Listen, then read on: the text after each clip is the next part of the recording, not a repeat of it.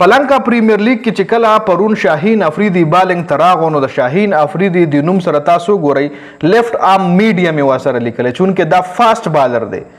خو اوس ټولې دنیا له پته ولګېده چې د شاهین افریدي پیس کې اچھا خاصه کمی راغلی دی نو اوس آیا لنکا پریمیر لیگ چې کم منیجمنټ دی یا د هغوی چې کم براډکاسټنګ ټیم دی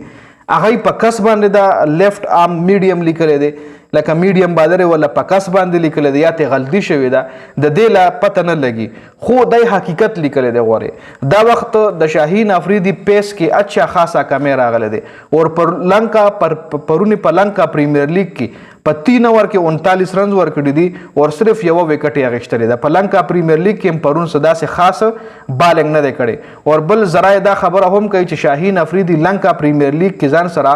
کینډي فالکنز لوبډلې اخیستلی دی خو په ریپلیسمنټ کې دینه مخکې بل لوبغاړی هغه اخیستلی و اول اویلیبل نو هغې په ځای بیا شاهین افریدي واخیستو یعنی فرست پریارټي فرست چوایس کې شاهین افریدي اخیستلی هم نه دی نو د شاهین افریدي که چرې لکه د ځان ریکور نه کوز دله انجری ده دا انجری د خپله انجری پټه کړې ده یا څه وجه ده چې د سپیډ کې کمی راغلی دی او هغه وجه د XIX کا په وخت باندې نو د کیریر کم از کم که ډېرو چلی یو کال نیمبو چلی یعنی تر کومې به دی د شاهید افریدي په شفارس باندې په ټیم کې لوبه کوي تر کومې به دی په شفارس باندې لوبه کوي او تر کومې به د یو حقدار بالر حق خوړلی کیږي نو شاهین افریدي له پکار دی چې په خپل فټنس باندې په خپل انجری باندې کار وکړي او په خپل پیس باندې کار وکړي شاهین افریدي به چې کله هغه ان سوینګ او آوټ سوینګ کوله به د پیس په وجه کوله 150 کې بالنګ د کړی دی 152 کې هم بال کړی دی